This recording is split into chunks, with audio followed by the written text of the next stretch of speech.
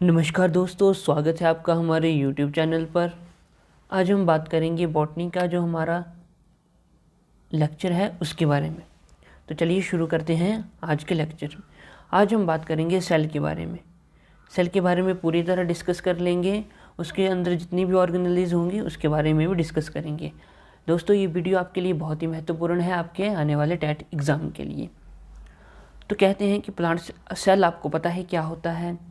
जैसे कि घरों को बनाने के लिए हमें ईंट की ज़रूरत होती है, उसी प्रकार से सेल से क्या बनता है, बॉडी। ठीक है, तो basic unit of A building is a brick. Like जैसे कि ब्रिक जो है वो बेसिक यूनिट होती है घर बनाने के लिए, उसी तरह जो हमारा सेल है वो बेसिक यूनिट है ऑर्गेनिज्म के लिए। ठीक है, तो यहाँ पे कहता है कि basic and functional unit of life is a cell, because cell से क्या होता है, हमारी बॉडी या ऑर्गेनिज्म या ऑर्गन्स जो है वो बना हुआ होता है।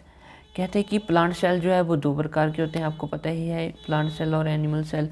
वैसे तो ऑर्गेनिजम्स सेल के अकॉर्डिंग यूनिसेलुलर होते हैं, ठीक है, जो कि एक प्रकार के सेल से ही बने हुए होते हैं।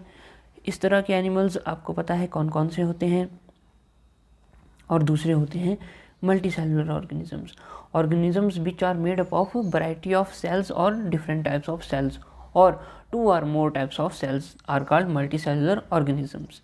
ठीक है, a cell is a structural and functional unit of life. तो एक सेल जो है, सेल क्या है, सेल है structural and functional unit of life. तो सेल जो है वो एक structural and functional unit of life है, structural and functional unit of life.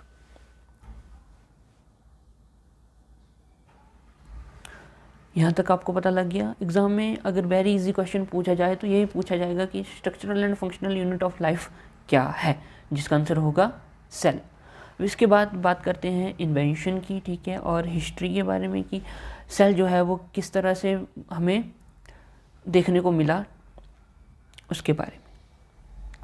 तो सबसे पहले जो है वो सेल किसके द्वारा डिस्कवर किया गया था, जो सेल डिस्कवर किया गया था रॉबर्ट हुक द्वारा 1665 में यह फाउंड किया गया था। कहाँ पे, जो कॉर्क होता है, ठीक है, कॉर्क के बीच में, और यह क्या था, एक डेड सेल था। तो सबसे पहले रॉबर्ट हुक द्वारा सेल डिस्कवर किया गया था। कब किया गया था, 1665 में किया गया था। और यह कहाँ किया गया था, कॉर्क में। ठीक है, जो लकड़ी होती है उसका बिल्कुल सेंटर का पार्ट जो होता है वो उसको हम कॉर्क कहते हैं, कॉर्क में। और यह कौन सा सेल था, यह था डेड सेल। ठीक है, यह था डेड सेल। तो अब ये हमें पता लग गया। इसके बाद हम बात करेंगे कि जो माइक्रोस्कोपिक सेल, ठीक है, माइक्रोस्कोपिक होता है सेल को हम अब ऐसे सिंपल आंखों से नहीं देख सकते हैं। सेल को देखने के लिए हमें क्या चाहिए होता है, माइक्रोस्कोप चाहिए होता है। ठीक है, डेड सेल की बात तो हमने कर ली, डेड सेल जो है वो रॉबर्ट हुक द्वारा। लेकिन जो लिविंग सेल जो था वो किसके द्वारा डिस्कवर किया गया, तो वो डिस्कवर किया गया था एंटन वन लीवेनहॉक द्वारा।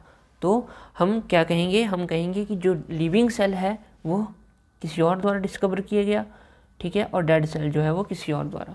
डेड सेल जो है वो हमारे रॉबर्ट हुक द्वारा डिस्कवर किया गया, और जबकि जो हमारा लिविंग सेल है वो एंटन वन लीवेनहॉक द्वारा डिस्कवर किया गया था। ठीक है, देखिए ये लिखा है इन ईयर 1665 रॉबर्ट हुक, ठीक है, उन्होंने क्या किया, उन्होंने जो सेल जो है वो डिस्कवर किया गया। He discovered that cork was composed of numerous box like structures. ठीक है, कॉर्क जो है, उन्होंने देखा कि कॉर्क जो है वो न्यूमरस, बहुत ज़्यादा छोटे छोटे बॉक्स की तरह जो स्ट्रक्चर है उससे बना हुआ है।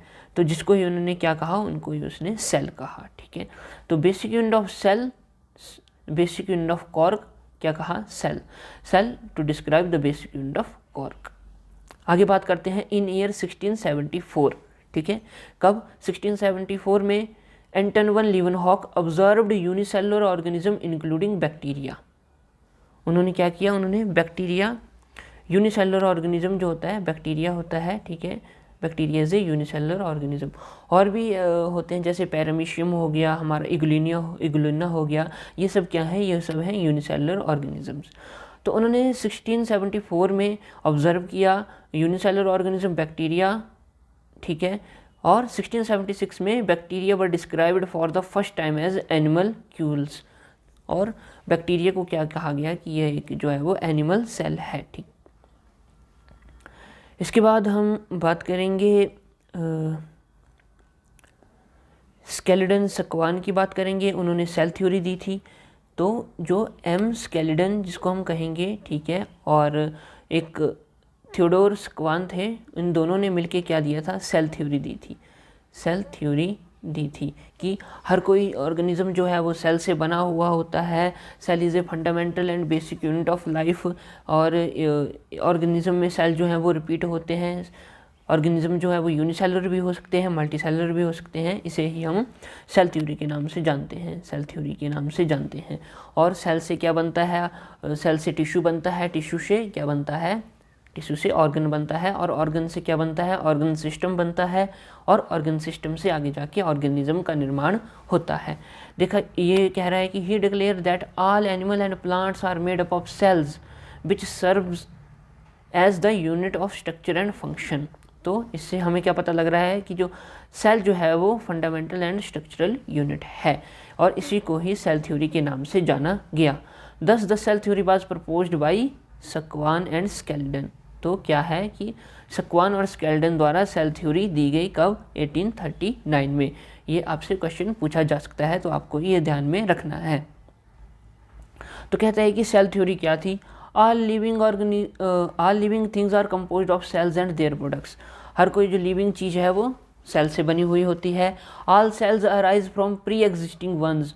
जो सेल जो हैं वो किसी अन्य सेल से उत्पन्न होते हैं या पैदा होते हैं। All cells are basically alike in chemical composition and metabolic activities. कहता है कि ऑल सेल जो हैं वो बेसिकली डिफरेंट होते हैं एक दूसरे से इन chemical composition and metabolic activities. Chemical composition में और जो मेटाबॉलिक एक्टिविटीज़ होती हैं सेल में, उसमें क्या होता है, हर एक सेल जो है वो दूसरे सेल से अलग होता है। आगे कहता है कि the function of an organism as a whole is the outcome of the activities and interaction of the content cell. Thus it can be said that the basic unit of structure and function in living organism is cell, जो कि हमने पहले भी बात की कि cell is a basic unit of structural and functional unit of life। ठीक है, अब इसके बाद हम आगे की बात करेंगे some more discoveries in cell।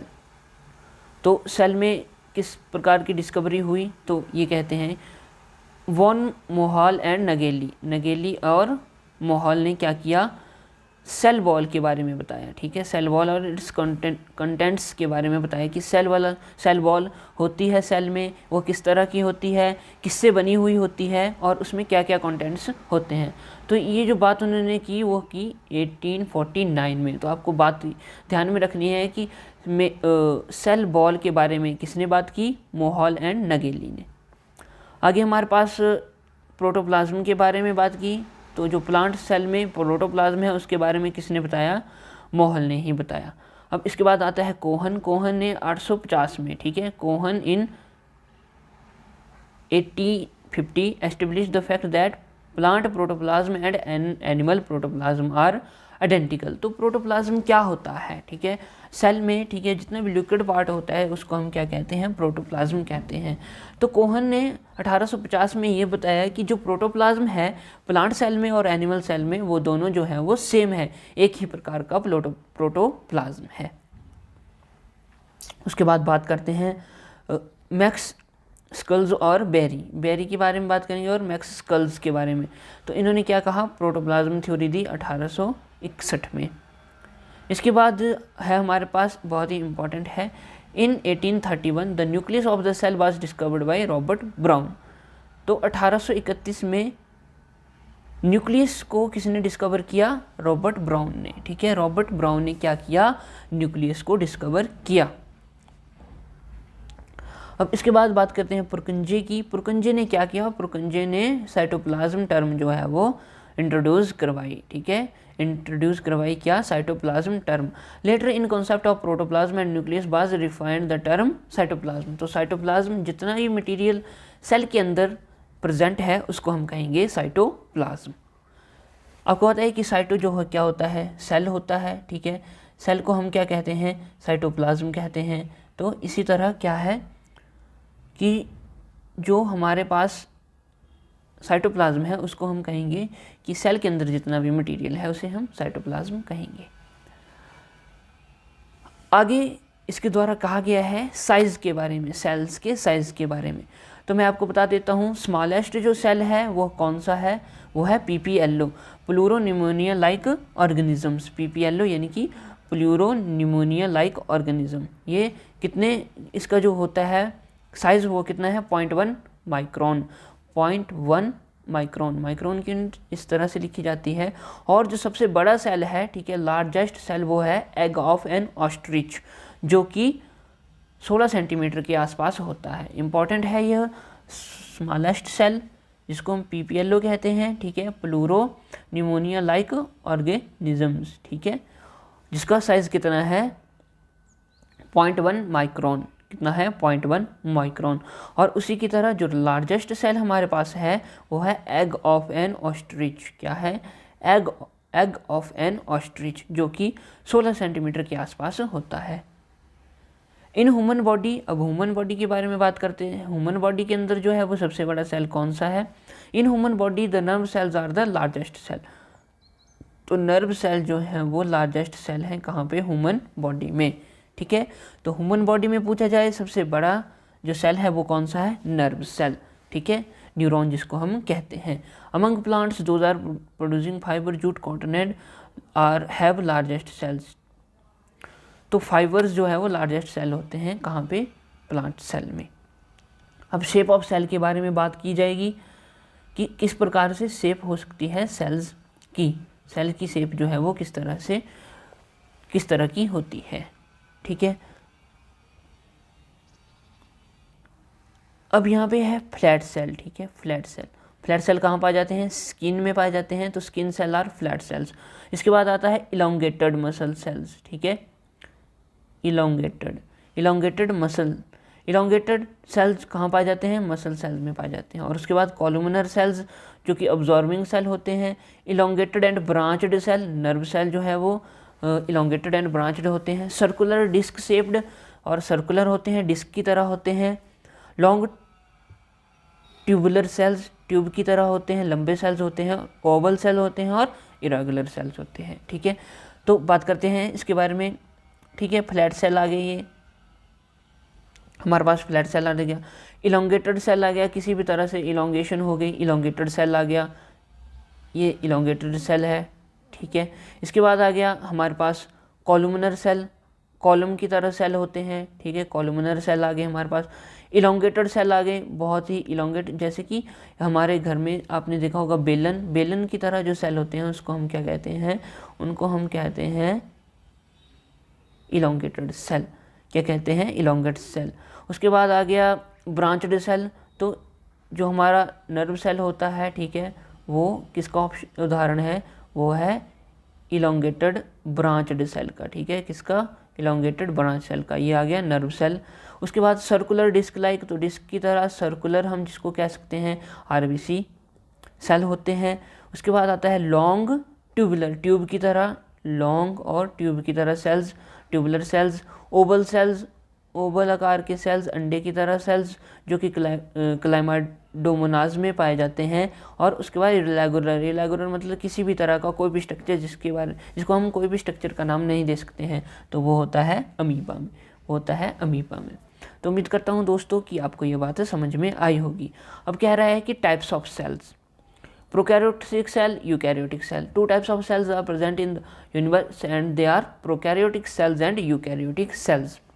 Prokaryotic cells क्या होते हैं, from structural point of views these cells are primitive मतलब कि ऐसे सेल जो सबसे पहले प्राप्त किए गए हैं, सबसे पहले ओरिजिनेट हुए हैं, उन्हें हम कहेंगे प्रोकैरियोटिक सेल। प्रो मतलब पहले, प्रोकैरियोटिक सेल ऐसे सेल्स की जो सबसे पहले पैदा हुए हैं या उत्पन्न हुए हैं उन्हें हम कहेंगे प्रोकैरियोटिक सेल। इसी प्रकार यूकैरियोटिक सेल जो है वो मॉडर्न सेल जिसे हम कहेंगे, जो कि प्रोकैरियोट सेल के बाद उत्पन्न हुए हैं, उन्हें हम कहेंगे यूकैरियोटिक सेल्स। तो बात कर रहे हैं हम यहाँ पे प्रोकैरियोटिक सेल्स की। An organised nucleus is absent. तो इसमें क्या होता है, न्यूक्लियस इज एब्सेंट, लेकिन ऑर्गेनाइज्ड न्यूक्लियस तो होगी लेकिन ऑर्गेनाइज्ड नहीं होगी। हमें पता नहीं लगेगा कि उसमें जो मटेरियल है क्या वो सही है या मतलब पूरा है या आधा है, ठीक है। तो उसका मतलब unorganised, organised nucleus is absent. एक बात ध्यान में रखनी है, प्रोकैरियोट में क्या है, ऑर्गेनाइज्ड न्यूक्लियस जो है वो एब्सेंट है। Nucleus is without nuclear membrane. जो न्यूक्लियस जो है हमारी, न्यूक्लियस जो कि सेल और का सेंटर होता है, जहाँ पे क्या होता है, जेनेटिक मटेरियल होता है, तो उसकी मेम्ब्रेन को हम कहते हैं न्यूक्लियर मेम्ब्रेन। तो प्रोकैरियोट्स में क्या होता है, न्यूक्लियर मेम्ब्रेन एब्सेंट होती है। आगे है nuclear reticulum, nucleoplasm and nucleolus, ये भी क्या होते हैं, एब्सेंट होते हैं। तो ये सब जो है वो न्यूक्लियस का ही पार्ट है, ये सब न्यूक्लियस के अंदर ही होते हैं। इन these sales the nuclear material remain diffused with cytoplasm. तो जो न्यूक्लियर मटेरियल होता है, जेनेटिक मटेरियल है, जितना भी मटेरियल न्यूक्लियस में होता है वो डिफ्यूज रहता है किसके साथ, साइटोप्लाज्म के साथ। यानी कि जो सेल के अंदर जितना भी मटेरियल है उसके साथ डिफ्यूज रहता है। उदाहरण दिए हैं उन्होंने प्रोकैरियोटिक सेल के, बैक्टीरिया हो गया, ब्रूगलीन एल्गी हो गया, एक्स्ट्रा। तो यह है एग्जाम्पल्स, किसके एग्जाम्पल्स हैं, प्रोकैरियोटिक सेल्स के। अब है आगे यूकैरियोटिक सेल्स। तो देखते हैं इनमें क्या होता है। These cells contain organised highly wave and complex nucleus इनमें प्रेजेंट होती है, ऑर्गेनाइज्ड न्यूक्लियस प्रेजेंट होती है, always remain enclose with a nuclear membrane, और इनकी न्यूक्लियस के बाहर क्या होती है, न्यूक्लियर मेम्ब्रेन होती है। Nucleus of the type is called true nucleus. इस प्रकार के न्यूक्लियस को हम कहेंगे true nucleus. Apart from organised nucleus, various cell organelles for example mitochondria, plastid are also present in these cells. तो इनमें ऑर्गेनेलीज भी प्रेजेंट होती हैं, जैसे कि माइटोकॉन्ड्रिया हो गया, प्लास्टिड हो गया, इस प्रकार की और सेल ऑर्गेनेलीज इनमें प्रेजेंट होती है। अब कहता है कि vast majority of organism are composed of eukaryotic cells. तो ज़्यादातर जो ऑर्गेनिज्म है वो किससे बने हुए होते हैं, वो बने होते हैं यूकैरियोटिक सेल्स ठीक है। तो ज़्यादा से ज़्यादा या मैक्सिमम जो ऑर्गेनिज्म है वो बने हुए होते हैं यूकैरियोटिक सेल्स से। They are two basic types. इनके कितने प्रकार हैं, दो टाइप हैं, प्लांट सेल और एनिमल सेल। तो पार्ट ऑफ ए सेल के बारे में यहाँ पे इन्होंने एक फ्लो चार्ट बनाया हुआ है जो कि आपको बहुत ही मदद करेगा। देखिए सेल है, सेल में क्या होता है, सेल वॉल होती है और प्रोटोप्लाज्म होता है, ठीक है। जैसे कि ये है हमारे पास सेल है, सपोज करिए ये हमारे पास सेल है, तो इसकी बाउंड्री जो है, ठीक है, ये होगी सेल वॉल हो गई, और इसके अंदर जितना भी मटेरियल है, जितनी भी ऑर्गेनेलिज्म है, जितना भी लिक्विड पार्ट है, उसको हम क्या कहेंगे, प्रोटोप्लाज्म, ठीक है। अब प्रोटोप्लाज्म में क्या आता है, सेल मेम्ब्रेन आती है, सेल वॉल के बाद एक आती है सेल मेम्ब्रेन जिसके अंदर की प्रोटोप्लाज्म एनक्लोज्ड होता है, ठीक है। सेल मेम्ब्रेन आ गई और इसे हम प्लाज्मा मेम्ब्रेन भी कहते हैं क्योंकि इसके अंदर प्लाज्मा होता है, प्रोटोप्लाज्मा होता है। और इसके अंदर क्या होगा, न्यूक्लियस होगी, ठीक है। और क्या होगा, साइटोप्लाज्म यानी कि जितना भी लिक्विड मटेरियल होगा यहाँ पे उसको हम कहेंगे साइटोप्लाज्म। इन सभी को जोड़ के क्या बनता है, हमारे पास प्रोटोप्लाज्म बनता है। अब साइटोप्लाज्म के बारे में बात करते हैं, ठीक है। साइटोप्लाज्म के बारे में नॉन लिविंग ऑब्जेक्ट भी हो सकते हैं साइटोप्लाज्म में, साइटोप्लाज्मिक ऑर्गेनेलीज और साइटोप्लाज्मिक मैट्रिक्स, ये सब जो है वो साइटोप्लाज्म में आता है। और नॉन लिविंग ऑब्जेक्ट में वैक्यूल्स हो सकते हैं और इर्गेस्टिक सब्सटेंस होते हैं। जैसे अब और यहाँ पे साइटोप्लाज्म ऑर्गेनेलीज में क्या क्या हो सकता है, माइटोकॉन्ड्रिया हो सकता है, सेंट्रोसोम हो सकते हैं, Golgi body, plastids, lysosome, endoplasmic reticulum, cilia और flagella. They are the part of किसके, साइटोप्लाज्मिक ऑर्गेनेलीज के और साइटोप्लाज्म के। और प्लास्टिड्स कहाँ पे प्रेजेंट होती है, केबल यह प्रेजेंट होती है प्लांट सेल में। केबल और केबल कहाँ प्रेजेंट होती है? प्लांट सेल में। प्लास्टिड्स के कारण ही कलर होता है किसका? प्लांट का, लीव्स का, फ्रूट्स का, जिसमें भी कलर होता है वो प्लास्टिड्स की वजह से ही होता है। जैसे कि क्लोरोप्लास्ट्स हो गए, क्रोमोप्लास्ट, ल्यूकोप्लास्ट। ल्यूकोप्लास्ट जो है वो रिस्पॉन्सिबल होता है वाइट कलर के लिए, क्योंकि जहाँ पे ल्यूकोप्लास्ट प्रेजेंट होता है वहाँ पे कोई भी कलर नहीं होता है। क्रोमोप्लास्ट मतलब कलरफुल और क्लोरोप्लास्ट मतलब कि ग्रीन। ठीक है, क्रोमोप्लास्ट में रेड भी आता है, ब्राउन भी आता है, येलो, ये सब जो है वो क्रोमोप्लास्ट में आएंगे। ठीक है, अब बात करते हैं हम यहाँ पे न्यूक्लियस की। न्यूक्लियस जो है वो किस किस से बनी हुई होती है? न्यूक्लियस में होता है न्यूक्लियोलस होता है, जिसमें कि क्या प्रेजेंट होता है? हमारा जेनेटिक मटेरियल जैसे आरएनए, डीएनए, हिस्टोन, ये सब कहाँ होते हैं? न्यूक्लियस में होते हैं। इसके बाद है न्यूक्लियर रेटिकुलम, न्यूक्लियोप्लाज्म और न्यूक्लियर मेम्ब्रेन। न्यूक्लियस की जो मेम्ब्रेन होती है उसको हम न्यूक्लियर मेम्ब्रेन कहते हैं। ठीक है दोस्तों, ये जो है ये आपको अंडरस्टैंडिंग में बहुत हेल्प करेगा और साथ में ही चीज़ों को समझने के लिए भी यह बहुत ही इंपॉर्टेंट है। अब बात करते हैं हम सेल वॉल की। सेल वॉल क्या है?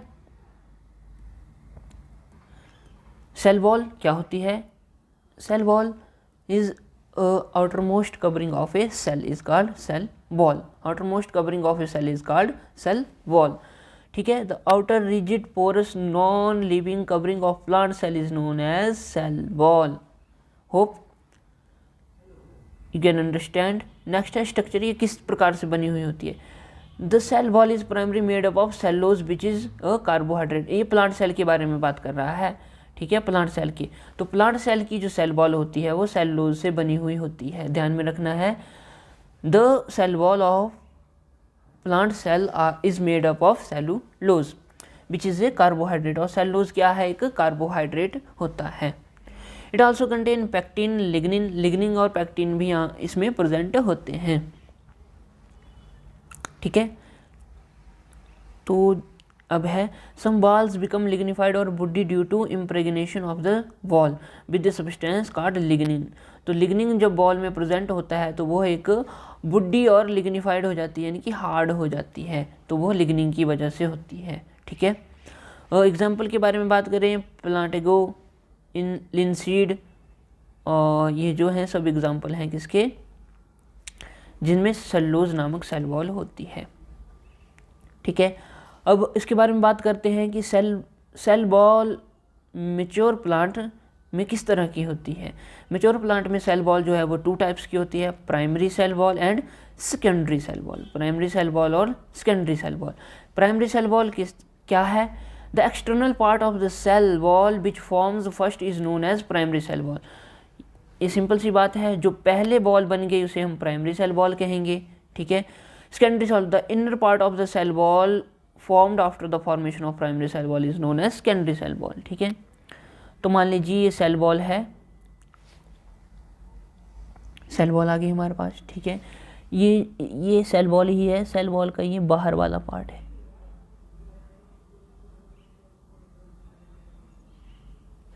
सेल वॉल का बाहर वाला पार्ट है। ठीक है, और ये जो है वो सेल वॉल का अंदर वाला पार्ट है।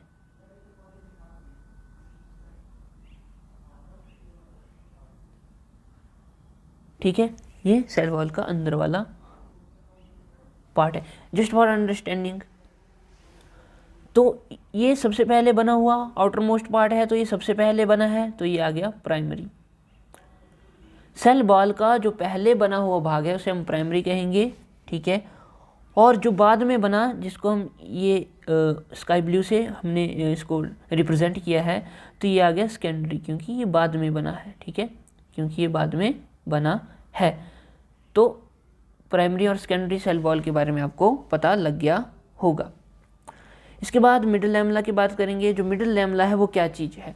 The original wall between 2 adjacent cells in which thickening layers have been deposited is called middle lamella.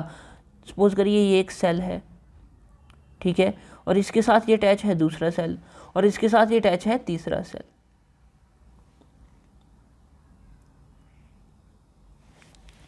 तो दो सेल के बीच में, ठीक है, जो दो सेल के बीच में जो कोई भी वॉल होगी, ठीक है, ये दो सेल हैं, इन दो सेल के बीच में जो वॉल होगी उसे हम कहते हैं मिडल लैमेला। क्या कहते हैं? Middle lamella. Middle lamella. अब आगे आ रहा है प्लाज्मोडेस्मेटा। ये प्लाज्मोडेस्मेटा क्या है?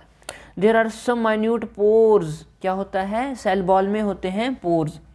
ये हमारे पास सेल बॉल है, इसमें क्या है? पोर्स हैं, छोटे छोटे छिद्र हैं, छोटे छोटे छेद हैं, ठीक है, छोटे छोटे छेद हैं। जब हम माइक्रोस्कोप से देखते हैं तब यह देखने को मिलते हैं, छोटे छोटे छेद हैं। इन छोटे छोटे छेदों को क्या कहेंगे? Plasmodesmata. Simple. The pores present in the cell wall are called plasmodesmata। और इनका काम क्या होता है? इनका काम होता है गैसेज एक्सचेंज भी इनका काम होता है। देखिए यहाँ पे फंक्शन के बारे में बात की गई है। The cell wall gives shape and rigidity to the cell wall. Cell wall के फंक्शन के बारे में यहाँ पे बात की गई है। सेल बॉल क्या करता है? शेप देता है किसी सेल को, ठीक है, और रिजिडिटी।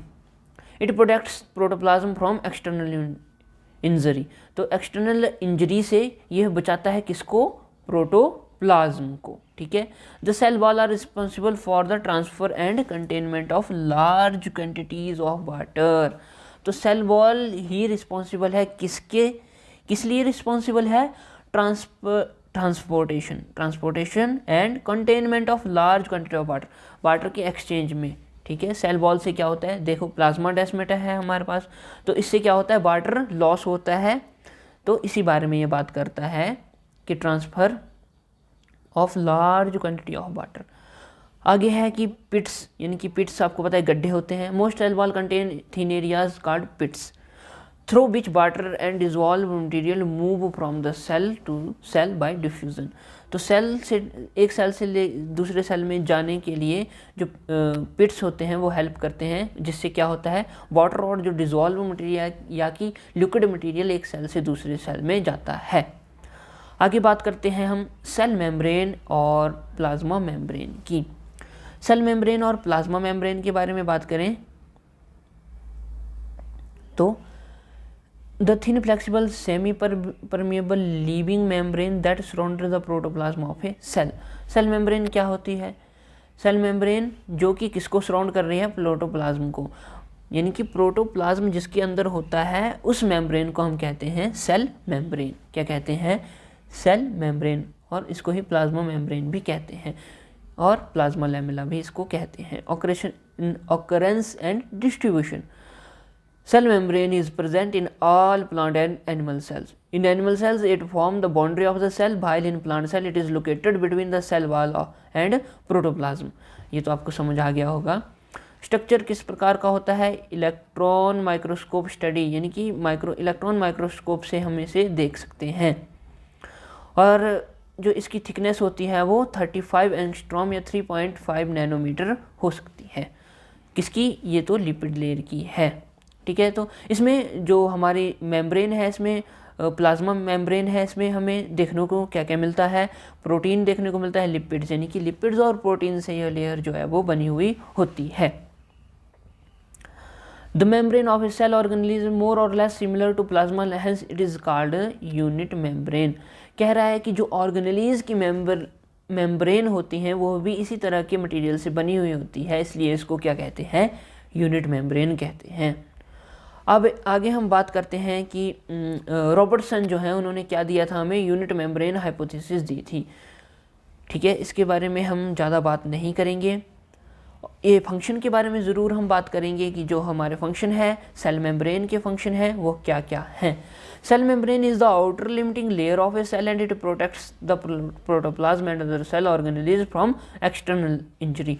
एक्सटर्नल इंजरी से बचाती है सेल मेम्ब्रेन। किसकी injury? Protoplasm and other cell organelles. जो सेल के अंदर प्रोटोप्लाज्म प्रेजेंट है और सेल ऑर्गेनेलिज हैं उनको एक्सटर्नल इंजरी से बचाती है। आगे है it gives mechanical support to animal cell. ये क्या करती है? एनिमल सपोर्ट करती है एनिमल सेल को, मैकेनिकल सपोर्ट देती है एनिमल सेल को। नेक्स्ट है it contain entry into and exit of selected molecules from the cell.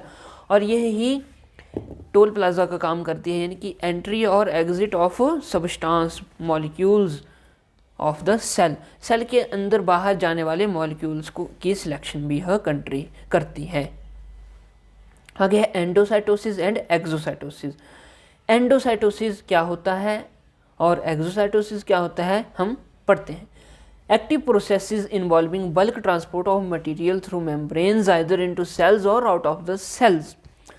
कहता है कि ट्रांसपोर्ट ऑफ मटेरियल, मटेरियल का ट्रांसपोर्ट थ्रू मेम्ब्रेन, मेम्ब्रेन के थ्रू जो मटेरियल का ट्रांसपोर्ट होता है within cell to cell, एक सेल से दूसरे सेल में या एक सेल से बाहर कहीं भी, तो उसको हम कहते हैं एंडोसाइटोसिस एंड एक्सोसाइटोसिस। देखिए आइदर इनटू सेल्स, जब सेल्स के बीच में क्या होगा, मटेरियल का ट्रांसपोर्ट होगा थ्रू मेम्ब्रेन्स, तब हम कहेंगे एंडोसाइटोसिस, एंडोसाइटोसिस। और जब मटेरियल जो है वो सेल से बाहर चला जाएगा, ठीक है, तो उसे हम कहेंगे एक्सोसाइटोसिस, उसे हम कहेंगे एक्सोसाइटोसिस। तो एंडोसाइटोसिस जो है वो मेनली टू टाइप्स की होती है, ठीक है। Phagocytosis, phagocytosis cell eating, material taken up is in solid form, जो कि सेल के द्वारा क्या होता है, सॉलिड मटेरियल इनटेक होता है, यानी कि सेल जब सॉलिड मटेरियल का इनटेक करता है तो उसे कहते हैं फैगोसाइटोसिस, यानी कि सेल ईटिंग। देखिए जैसे कि एग्जांपल है some white blood cells of blood, some white blood cells of blood, तो ये क्या करते हैं, ये जो फॉरेन मॉलिक्यूल होते हैं उनको ईट करते हैं, इसकी हम फैगोसाइटोसिस कहेंगे। अब बात करते हैं पिनोसाइटोसिस के बारे में। किसके बारे में, पिनोसाइटोसिस के बारे में। सेल ड्रिंकिंग भी इसे हम कहते हैं। देखियो जैसे पीने को हम क्या कहते हैं, पीने को हम कहते हैं पीना, पीनो, पीनो से याद रखना है ड्रिंकिंग। जब क्या करता है सेल ड्रिंक करता है कोई भी लिक्विड मटेरियल तो हम उसे कहते हैं पिनोसाइटोसिस। अब यहाँ पे आ रहा है comparison between cell wall and cell membrane.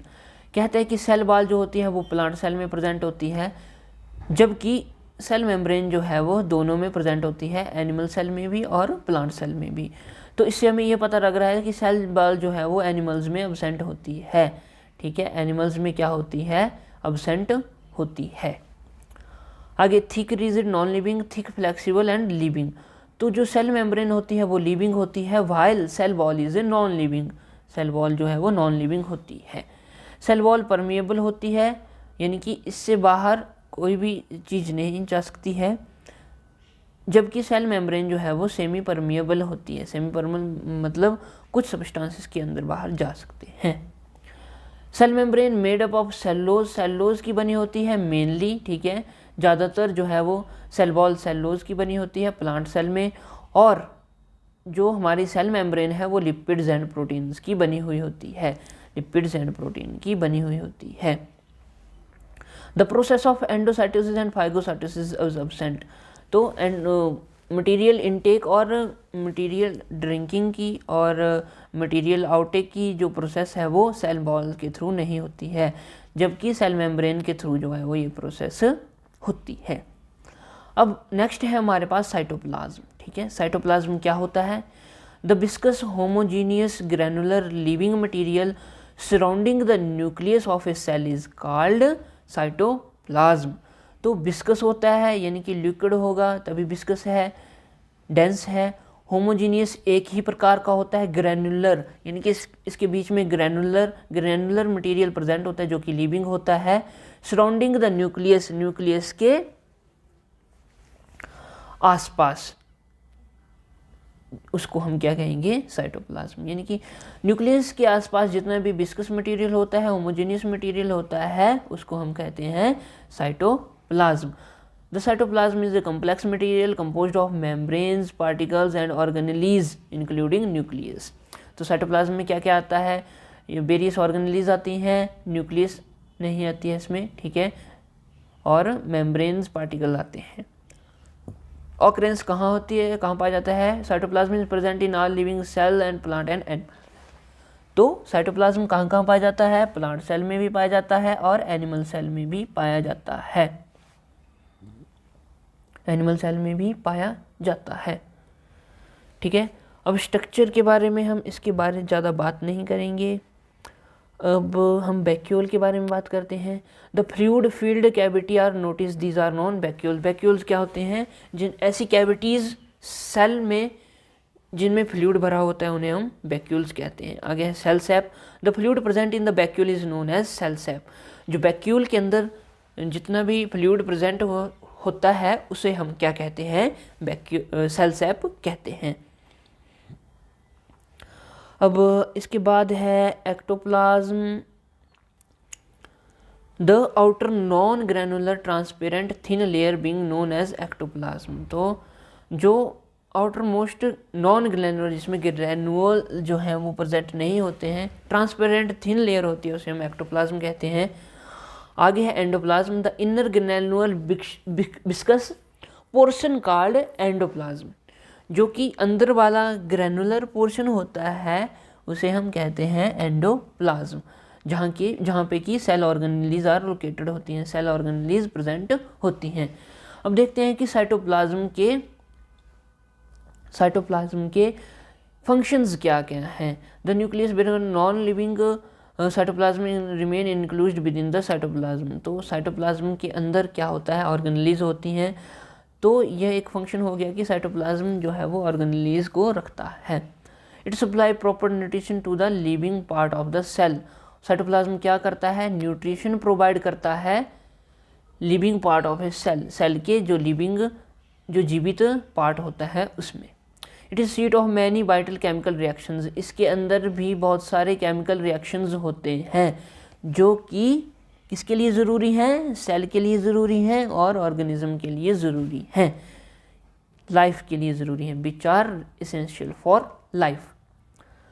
जैसे उदाहरण के लिए प्रोटीन सिंथेसिस। प्रोटीन सिंथेसिस में भी हमें किसकी मदद मिलती है? साइटोप्लाज्म की।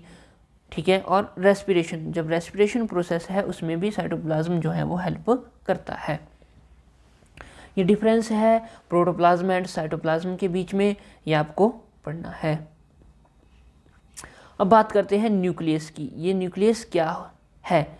न्यूक्लियस डेफिनेशन है न्यूक्लियस की। The dense spherical living protoplasmic body enclosed within a double layered membrane and containing hereditary material is called nucleus.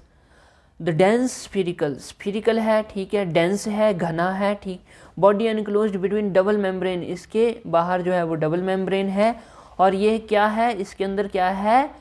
Heredity material है, जिसको कि हम कहेंगे genetic material. Chromosomes is called nucleus. ठीक है, तो ये होती है न्यूक्लियस, जिसमें कि हेरिडिटी मटेरियल होता है, डबल लेयर्ड मेम्ब्रेन जिसकी सराउंडिंग होती है, और लिविंग प्रोटोप्लाज्मिक बॉडी होती है। ऑकरेंस ये सेंटर में भी हो सकता है और साइड में भी हो सकता है। मोस्टली जो है न्यूक्लियस जो है वो सेंटर में होती है। Present at the centre of a cell, but in mature cell it may be pushed in the periphery. तो मेच्योर सेल में क्या होता है? ये पेरिफेरी यानी कि साइड में आ जाता है, किनारे में आ जाता है। आगे है सम सेल्स में contain more than one nucleus. कुछ सेल में जो है वो एक से अधिक न्यूक्लियस भी पाई जाती है। सर्टेन एल्गा एग्जाम्पल है, जैसे कि एल्गी हो गया, फंगस हो गया, स्केलेटल मसल सेल्स हो गया। ये इन सभी में क्या होता है? एक से अधिक न्यूक्लियस पाई जाती है। स्ट्रक्चर आपको पता है, न्यूक्लियर मेम्ब्रेन होती है, जो लेयर जो है वो कवर कर रही है न्यूक्लियस को, उसे हम न्यूक्लियर मेम्ब्रेन कहते हैं। The perinuclear space with the lumen of the rough endoplasmic reticulum यहाँ होता है। आगे है nucleoplasm. The space within nucleus is filled with a dense clear mass of protoplasm is known as nucleoplasm. तो nucleus के अंदर जितना भी डेंस मटेरियल होता है उसे हम कहते हैं न्यूक्लियोप्लाज्म, और न्यूक्लियर सैप भी, ये क्या होता है? लिक्विड मटेरियल होता है।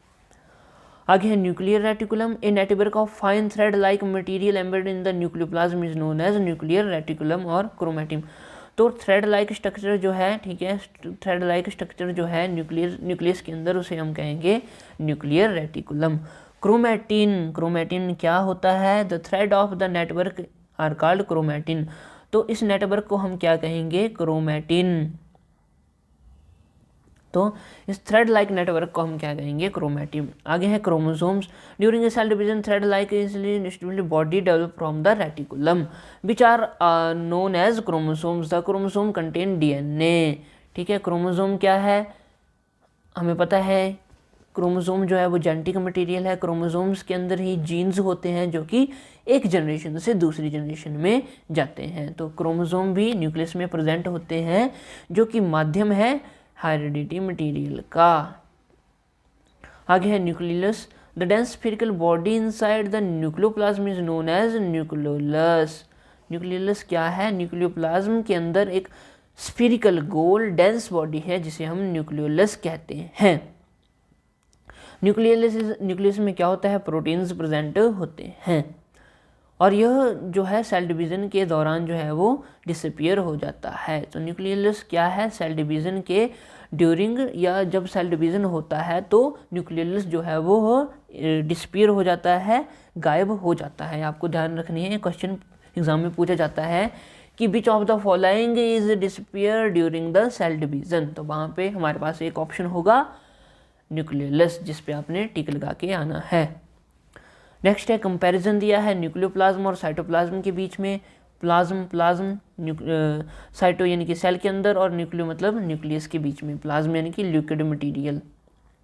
न्यूक्लियोप्लाज्म को और क्या कहते हैं?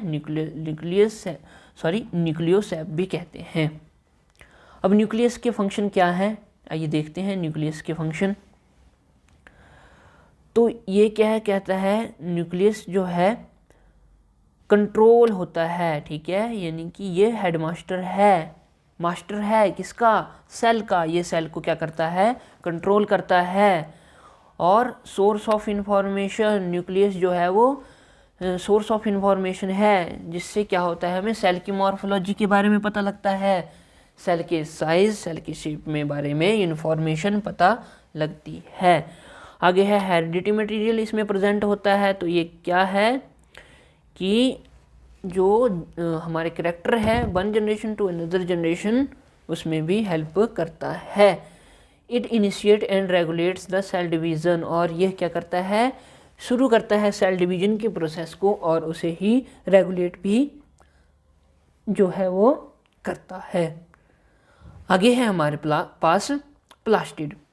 तो देखते हैं प्लास्टिड क्या होते हैं।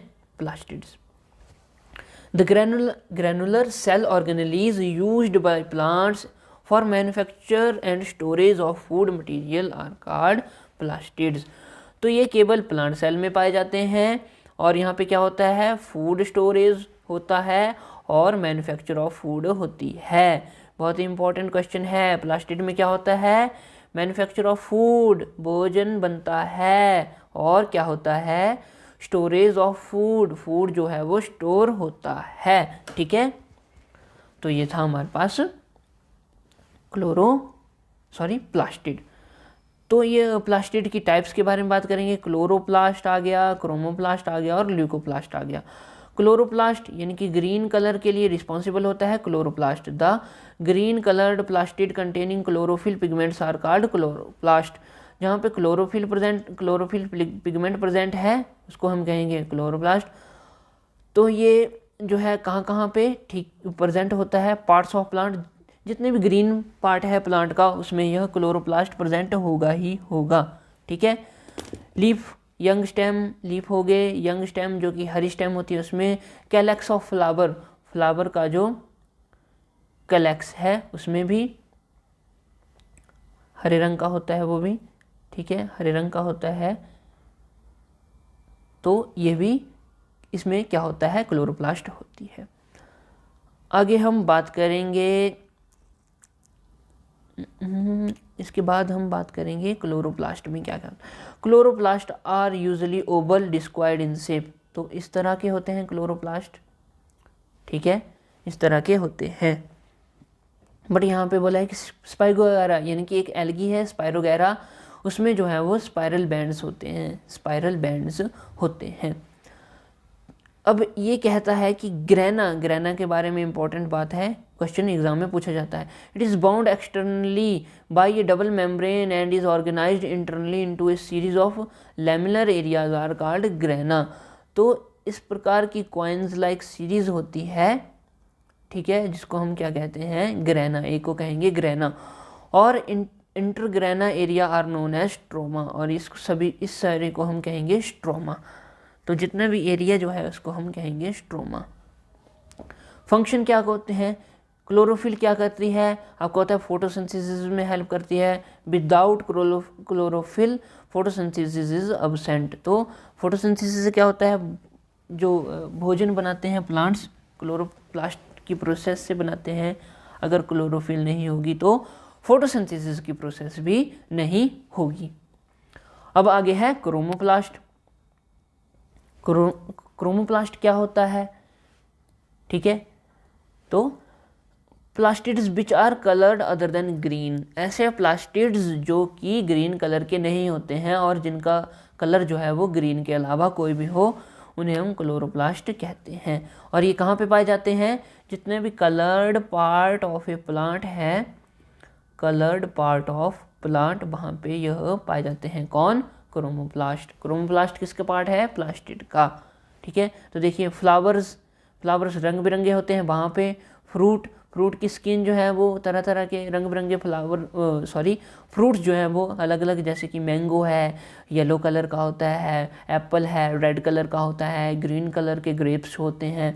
इस तरह अन्य जितने भी प्रकार के कलर्ड हमारे पास फ्रूट हैं उनमें यह पाया जाता है। और कलर लीव, कुछ ऐसे ऑर्नामेंटल पौधे होते हैं जिनके लीव्स जो हैं वो कलर होते हैं, उनमें भी क्रोमोप्लास्ट पाया जाता है, ठीक है। इनमें पिगमेंट कौन कौन सी होती है, कैरोटीन होती है, ज़ैंथोफिल पिगमेंट होती है, ठीक है। तो ज़ैंथोफिल पिगमेंट को हम कहेंगे येलो, यानी कि येलो कलर किसकी वजह से होता है, ज़ैंथोफिल की वजह से, और ऑरेंज कलर कैरोटीन की वजह से होता है। अब हमारे पास है ल्यूकोप्लास्ट। ल्यूको का मतलब कलरलेस आप कह सकते हैं, और वाइट, और क्या, वाइट या कलरलेस। तो leucoplasts are colourless plastids without any pigment, इनमें जो है वो पिगमेंट जो है अब्सेंट होती है। Leucoplasts are found in underground roots and stems which do not receive exposure to sunlight. Leucoplast जो है वो वहाँ पे प्रेजेंट होती है जहाँ पे सनलाइट का एक्सपोजर या सनलाइट नहीं पड़ती है, जैसे कि अंडरग्राउंड रूट्स होगी, ज़मीन के नीचे रूट्स होगी जहाँ पे सन का कोई लेना देना नहीं है, सनलाइट वहाँ पे नहीं पड़ती है। स्टेम्स होगी, ऐसे स्टेम्स जहाँ पे सनलाइट जो है वो नहीं पड़ती है, तो ये सब जो है उनमें ल्यूकोप्लास्ट प्रेजेंट होता है, और यह कलरलेस होते हैं, वाइट कलर्ड होते हैं। फंक्शन क्या क्या है, leucoplast of a cell of roots and underground stems transfers to sugar into starch. बहुत ही इंपॉर्टेंट है यह कि यह क्या करता है, यह करता है शुगर इनटू स्टार्च, शुगर को स्टार्च के रूप में कन्वर्ट करता है। स्टार्च क्या है, एक कार्बोहाइड्रेट सी है, और यह क्या है, भोजन है कि भोजन जो है वो प्लांट में स्टोर होता है स्टार्च के रूप में। तो स्टार्च जो है एक फूड है। They are involve in storage of food material in the cell, और सेल के अंदर ये किस में हेल्प करता है, स्टोरेज ऑफ फूड में हेल्प करता है। जैसे कि अब आपका एग्जांपल दूं मैं आपको, तो वैसे पोटैटो ले लो, ठीक है।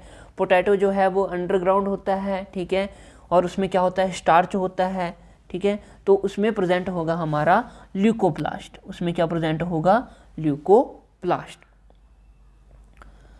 तो ये देखिए यहाँ पे डिफरेंस है, इससे आपको अच्छे से समझ में आएगा। देखिए क्लोरोप्लास्ट ग्रीन होता है, क्रोमोप्लास्ट येलो, ऑरेंज है, कोई भी कलर का हो सकता है। ल्यूकोप्लास्ट क्या है, कलरलेस है। क्लोरोप्लास्ट कहाँ पे प्रेजेंट होता है, green leaves, green stem, green green green green green, जहाँ पे भी ग्रीन आएगा, ग्रीन स्टेम हो गया, ग्रीन सेपल हो गए, यंग फ्रूट हो गया, जब फ्रूट जो है वो कच्चा होता है तो ग्रीन कलर का होता है, यहाँ पे क्लोरोप्लास्ट प्रेजेंट होगा। अब क्रोमोप्लास्ट कहाँ पे प्रेजेंट होगा, कलर्ड पार्ट, जितना भी प्लांट का कलर्ड पार्ट है उसमें क्या होगा, क्रोमोप्लास्ट प्रेजेंट होगा। ठीक है, जैसे कि फ्लावर आ गए हमारे पास, फ्रूट आ गया, ठीक है, वेरियस लीव्स आ गए, जैसे कि कलर्ड लीव्स होते हैं वो आ गए। ठीक है, अब ल्यूकोप्लास्ट कहाँ प्रेजेंट होता है, ल्यूकोप्लास्ट होता है अंडरग्राउंड स्टेम्स में, रूट्स में ल्यूकोप्लास्ट प्रेजेंट होता है। अब क्लोरोप्लास्ट में क्या है, क्लोरोफिल जो है वो प्रेजेंट होती है, इंपॉर्टेंट है। ठीक है, क्रोमोप्लास्ट में क्या होता है, कैरोटीन होती है, ग्जैंथोफिल प्रेजेंट होती है, कैरोटीन और ग्जैंथोफिल। कैरोटीन ऑरेंज कलर के लिए, while xanthophyll is for yellow colour. और ल्यूकोप्लास्ट में क्या होता है, पिगमेंट जो है वो अब्सेंट होती है। अब हमारा नेक्स्ट पॉइंट है हेल्प इन फोटोसिंथेसिस। तो क्लोरोप्लास्ट क्या करता है, फोटोसिंथेसिस में हेल्प करता है, यानी कि भोजन बनाने के, प्लांट्स का भोजन बनाने में काम करता है। कार्बोहाइड्रेट्स जो हमें बाय प्रोडक्ट मिलता है वो एज ए फूड यूज़ करता है प्लांट। अब क्रोमोप्लास्ट के बारे में बात करते हैं, helps in pollination by attracting insects. तो मेन जो कारण है क्रोमोप्लास्ट का वो क्या है, इंसेक्ट्स को अट्रैक्ट करना। कलरफुल पार्ट से क्या होता है, इंसेक्ट्स जो हैं वो अट्रैक्ट होते हैं, और जब इंसेक्ट्स अट्रैक्ट होंगे, फूल पर बैठेंगे, एक फूल से पॉलन उठा के दूसरे फूल तक ले जाएंगे, जिससे क्या होगा, पॉलिनेशन प्रोसेस होगी। अब नेक्स्ट है हमारे पास ल्यूकोप्लास्ट। तो ल्यूकोप्लास्ट क्या करता है, take part in storage of food material. Food material को स्टोर करने में जो है वो हेल्प करता है। और ये क्या, और इसका एक और फंक्शन है, क्या फंक्शन है, इसका फंक्शन है कि यह शुगर को स्टार्च में कन्वर्ट करता है, शुगर को स्टार्च में कन्वर्ट करता है। तो दोस्तों यहीं तक रखते हैं हम आज की वीडियो। अब नेक्स्ट वीडियो पार्ट में हम बात करेंगे माइटोकॉन्ड्रिया की, और जितनी भी ऑर्गेनेलीज बाकी बची हैं, एंडोप्लाज्मिक रेटिकुलम, प्लास्टिड, माइटोकॉन्ड्रिया के बारे में बात करेंगे। क्लोरोप्लास्ट हमने बात कर ली, और जितनी भी बची हुई सेल ऑर्गेनेलीज हैं उसके बारे में। फिर हमारा सेल से रिलेटेड सब खत्म हो जाएगा। यहाँ से आपको 1 से 2 क्वेश्चन देखने को ज़रूर मिल सकते हैं। तो ध्यान से इस वीडियो लेक्चर को देखना है, साथ में सब्सक्राइब करना है, हमारा चैनल सब्सक्राइब करना है, और ये वीडियो भी शेयर करनी है। ठीक है दोस्तों, बने रहें हमारे साथ, मिलते हैं नेक्स्ट वीडियो में, तब तक के लिए गुड बाय।